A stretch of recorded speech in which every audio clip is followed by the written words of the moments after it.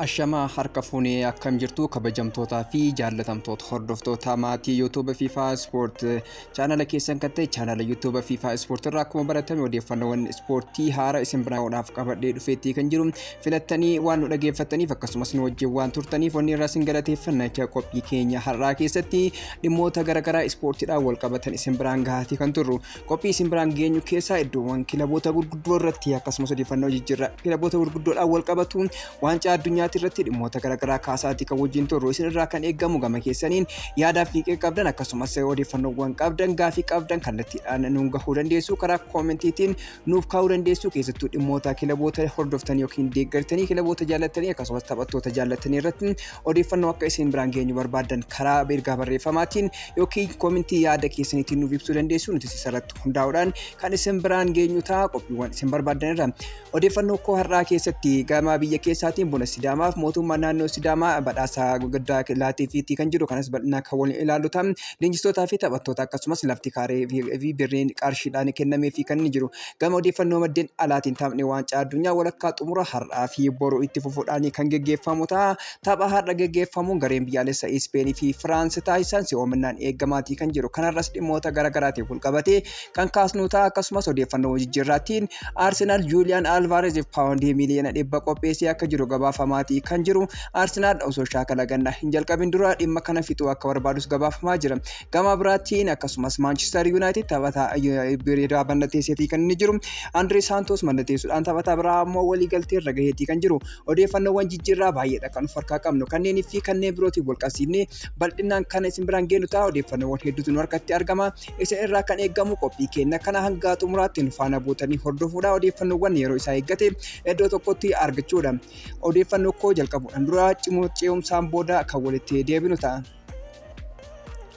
Odeeffannoo koo jalqabaatiin taphattoonni fi miseensonni leenjistoota buna Sidaamaa badhaasa onnachiiftuu argataniiti kan isaan jiran shaampiyoonaa Pirimeer Liigii Itoophiyaa bara 2018 kilabii kubbaa miilaa buna Sidaamaa guyyaa kaleessaa magaalaa Hawaasaatti badhaasa onnachiiftuu mootummaa naannichaa irraa badhaafameeti kan jiru sirna badhaasichaa irratti pirezidaantiin naannoo Sidaamaa obbo Dastaa Laadamoo Afiyaa'ii mana maree naannichaa aadde Faantaayee Kabbadaa akkasumas hooggantoonni mootummaa biroo hooggantoonni kilabichaa fi miseensonni kilabichaa argamaniiti kan isaan jiran leenjisaa Yaareed Gammachuu gargaaraa isaa Qidduus Zaarihuun akkasumas ogeessa yaalaa Biruuk Dabbabee tokkoon isaanii lafa kaaree 200 akkasumas kaartaa walii yoo argatan qarshii miliyoona 1 badhaafamaniiti kan isaan jiran kana malees Yaareed Baay'ee Dastaa Damuu akkasumas Birhaanuu Baqqalaa Daggafee Alamuu Yoosef Yohannis Reedwaan Naasir Masfiin Taaffasee akkasumas Aschaaloo Muusaa fi Fiqir Yesuus Teewolda Birhaan lafa kaaree meetira 200 akkasumas qarshii miliyoona 1 badhaafamaniiti kan isaan jiran taphattoonni hafan immoo akka sadarkaa isaanii irratti hundaa'uun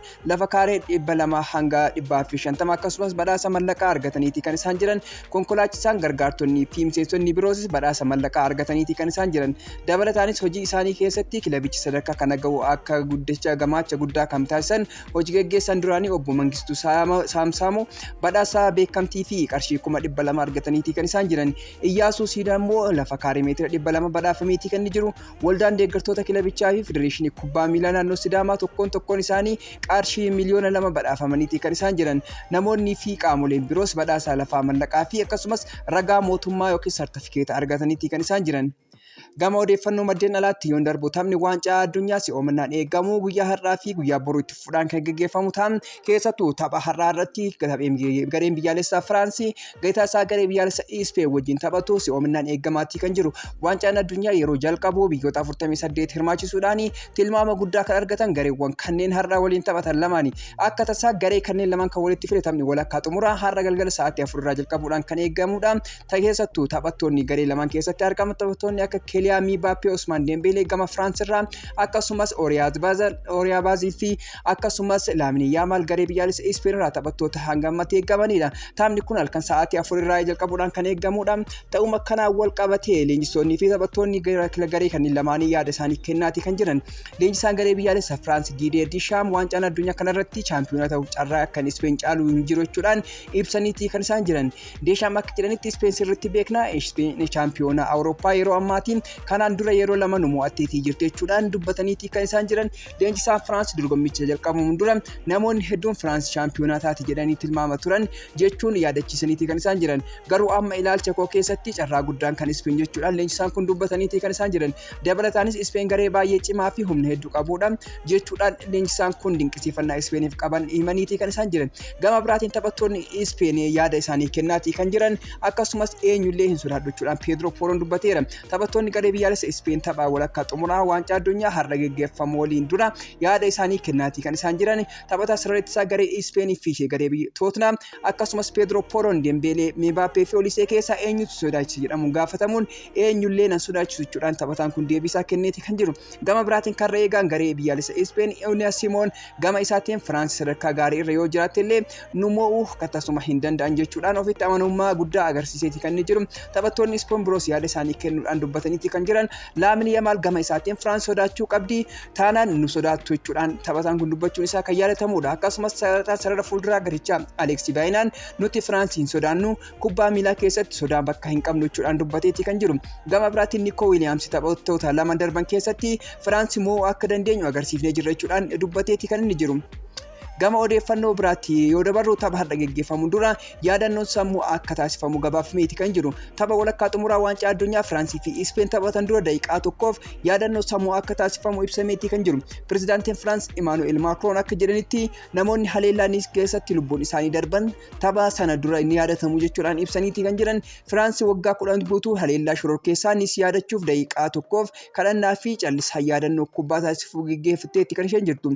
Haleellaan shororkeessaa sun waggaa 10 dura jechuunis adoolessaa 14 bara 2016 kan raawwatame yoo ta'u lubbuu namoota 86 galaafatee turuun isaanii yaadatama. Sababa kanaaf tapha borii dura miidhamtoota sanaaf sagantaa yaadannoo ni taasifama jechuudhaan gabaafameeti kan jiru. Odeeffannoo biraatiin mallaqni Chaayinaa irraa argadhe baay'ee guddaadha jechuudhaan Oscar dubbateeti kan jiru. Taphataan duraanii Biraazil Oscar yeroo waggoota 7 liigii Chaayinaa keessatti taphachaa turetti mallaqa guddaa argachuu isaa gabaafameeti kan jiru. Oscar akka jedhetti yeroo inni Chaayinaa ture keessatti inni fi maatiin isaa kan jiraatan mallaqa boonasii qofaan akka ture dubbateeti kan jiru. Maatiin koo guutuunsaa boonasii ani tapha irraa argadhu qofaan jireenya qananii jiraataa ture jechuudhaan kan dubbate yoo ta'u mindaan isaa inni guddaan akkaawuntii addaatti kuufamaa akka ture himuunis ani fi maatiin koo boonasii qofaan jiraanna ture jechuudhaan dubbateera. Sababni isaas mallaqni sun baay'ee guddaa ture jechuun kan dubbate Oscar waamicha gara Chaayinaa isaaf dhiyaatee mallaqni sun baay'ee guddaa waan tureef guyyaa 2 guutuu hirriba dhabuun isaa dubbatee turuun isaa kan yaadatamudha. Gama biraatiin haati manaa isaa yeroo sanatti bor yoo miilli kee cabsame illee waliigalteen kana fudhadhu jechuudhaan akka turte dubbateeti kan jiru. Waggoota 2 taphatee deebi'uun eegaree maatii keenyaa ni mirkaneessa jetteen akka isheen jajjabeessitee fi kanaan dura dubbachuun isaas kan yaadatamudha. Oscar waggoota 7 liigii Chaayinaa keessa dabarseen paawundii miiliyoona 175 ol walitti qaqqabuu danda'e akka inni ture gabaafamee jira. Gabaa odeeffannoo biraatiin yoo dabarru Enzo Fernandez akka turuun barbaada jechuudhaan leenjisaan haaraan Chelsea Xavi Alonso dubbateeti kan jiru. Alonso taphataa sarara gidduu lammii Argentinaa Enzo Fernandez waliin mari'achuu isaanii beeksaniiti kan jiran. Fuuldura Enzo Fernandez Chelsea keessatti maal akka ta'u ammayyuu guutumatti murtaa'uu akka hin dandeenye gabaafameeti kan jiru. Leenjisaan haaraan Chelsea Xavi Alonso akka jedhanitti Enzo Fernandez waliin mari'adheeraa jechuun kan ibsan yoo ta'u dabalataan kennuu hin dandeenye garuu inni Chelsea keessatti akka itti fufu nan barbaada jechuudhaan leenjisaan kun dubbataniiti kan jiran. Gamanumaan gara odeeffannoowwan jijjiirratti yoo isin dabarsu Arsenal Julian Alvarez mallatteessifachuudhaaf irra deebiin fedhii agarsiiseeti kan jiru. Kilabni kaaba London Arsenal taphataa sarara fuulduraa kilaba Atletico Madrid fi lammii Argentinaa Julian Alvarez mallatteessifachuuf ammas fedhii cimaa agarsiiseeti kan jiru. Arsenal yeroo dheeraaf Alvarez gara kilabaatti fiduuf hojjetaa kan ture yoo ta'u amma immoo yeroo jijjiirraa taphattoota ganna kanaatti marii sana deebi'anii jalqabuuf murteessuun isaanii himameeti kan jiru. Julian Alvarez kanaan dura gara Barcelona deemuuf fedhii qaba ture haa ta'u malee marii mallaqaa Barcelona fi Atletico Madrid gidduutti taasifamaa tureen milkaa'uu akka hin dandeenye kan yaadatamudha. Atleticoon ibsa isaaniitiin Barcelonaan karaa marii geggeessaa turteen gammadoo hin turre jechuudhaan gabaafamaa kan jiru yoo ta'u kanaafuu taphataan kana mallatteessuu barbaadu mallaqa waliigaltee diiguu karaa guutumatti akka kaffalan gaafachuun maricha adda kutaniiti kan isaan jiran. Waldhabdeen Atletico Madrid fi Barcelona gidduutti uumame kana Arsenaaliif carraa guddaa baneeti kan inni jiru. Gabaasni akka jedhutti Arsenal mallaqa waliigaltee diiguu guututti kafaluu baatus paawundii miiliyoona 100 dhiyeessuun Atletico Madrid taphataa kana gara London akka gadhiisu amansiisuu danda'a jechuudhaan odeeffannoowwan bahaa jiran ni addeessu. Gama biraatiin kilabni France PSG taphataa sararratti Aston Villa Lucas Digne mallatteessifachuudhaaf walii galeeti kan inni jiru. PSG jijjiirraa taphataa kanaaf paawundii miliyoona 10 qofa baasii taasisuun isaa gabaafamee jira. Aston Villa bu'aa isaa gabaarraa barbaaduu irratti kan argaman yoo ta'u, taphataa ganna 32 kun amma dhimma dhuunfaa PSG faana guutumaan guutuutti walii akka galee gabaafamee jira. Gama biraatiin Manchester United taphataa sarara gidduu Chelsea Andres Santos mallatteessifachuu isaanii ifoomsaniiti kan isaan jiran. Andres Santos mallattoon booda yaada kenneen ijoollummaa koorraa eegaluun taatee akkasii abjuu koo ture jechuudhaan dubbatee jira. Kan itti fufuudhaanis kilaba gameessota fakkeenya koo ta'an keessaa taphachaa turaniif mallatteessuu kootti gammadee jira kan jedhe yoo ta'u, miira gaariitu natti dhagama, waancawwan gurguddoo injifachuuf jarjaree jira jechuudhaan dubbatee jira. Manchester United kilabii cimaa addunyaa kanaati kan jedhe Santos, kilabii cimaa addunyaa kanatti makamuuf ani gammadaadha jechuudhaan dubbateeti kan jiru. Santos itti fufuudhaan akkamitti akka Manchester United mallatteessu yoo dubbatu, Manchester United akka nagaafatan haadha mana kooyi yeroon himuu tole jettee naan jechuudhaan dubbateeti kan jiru. Old Trafford irratti taphachuudhaaf jarjaree jira. As garee faallaa faanaan dhufe baay'ee ulfaataa ture jechuudhaan dubbateeti kan jiru. Manchester United jijjiirraa Santosiif paawundii miliyoona 50 kan baasan yoo ta'u, Chelsea gurgurtaa taphataa kanaa gara fuulduraarraa dhibbantaa 10 kan argatu ta'a. Odeeffannoo biraatiin Chelsea taphataa sarara gidduu Crystal Palace Adam Wharton fudhachuudhaaf mariirra kan jiru ta'uu gabaafamee jira. Haa ta'u malee gatiin guddaa Palace kan Manchester City Elliot Andersoniif paawundii miliyoona 116 waliin kan wal fakkaatu yoo ta'u, kun ammoo rakkisaa akka ta'es gabaafameeti kan jiru. Roomaan taphataa sarara gidduu Chelsea cimsuuf Alejandro Garnacho Chelsea irraa fudhachuudhaaf dhiibbaa gochaati kan jiru. Chelsea gurgurtaa dhaabbataa filatus Roomaan garuu taphataa kana ergisaan kilabicharraa fudhachuudhaaf akka barbaadu gabaafamee jira. Gama biraatiin Nicolas Jackson gara Chelsea itti deebi'eeti kan jiru. Jackson qaama piroojeektii Xavi Alonso akka ta'ee fi qophii bara dorgommii duraaf gara Chelsea waliin gara Eeshiyaa akka deemus beekameeti kan jiru. Odeeffannoo biraatiin Tottenham fi Manchester City haala Harry Kane Bayern Munich keessatti mul'ataa jiru hordofaatii kan isaan jiran. Bayern Munich fedhii kilaboota Awurooppaa hedduu jiraatus Harry Kane waliin kontiraat haaraa yeroo dheeraa akka mallatteessu guutumaan guututti amanechuudhaan gabaafamaati kan jiru. Bayern Munich taphataa isaanii olaanaa kana tursiisuudhaaf murannoo cimaa qaban jechuudhaan Team Talk gabaaseeti kan jiru. Odeeffannoo jijjiirraa kan biraatiin Inter Milan taphataa sarara gidduu Liverpool Curtis Jones fudhachuudhaaf dhiyeessii sadaffaa qopheesseeti kan jiru. Chaampiyoonaa Serie A naannoo paawundii miliyoona 25 kan dhiyeesse yoo ta'u, Liverpool ammoo yoo xiqqaate naannoo paawundii miliyoona 30 akka barbaadu gabaafamaati kan jiru. Odeeffannoo biraatiin Newcastle United jijjiirraa ta'uu danda'u irratti goolii eegaa Parma Suzuki waliin marii barbaada dabalataa gochaati kan jiran. Taphataan lammii Jaappaan kun naannoo paawundii miliyoona 17tti kan tilmaamudha. Keessattuu Suzukiin ga'umsi inni waancaa addunyaa irratti agarsiise qalbii kilaboota hedduu fudhateeti kan jiru. Gamanumaan taphataa kun gara kilabii kanaatti akka dabalamu yaadamaati kan jiru. Pep Guardiola leenjisaa Xaaliyaanii ta'uuf kaadhimamaa ta'ee kan jiru yoo ta'u, federeeshiniin akka nama garee biyyaalessaa deebisee ijaaruu danda'utti isa ilaala jechuudhaan odeeffannoowwan bahaa jiran ni addeessu.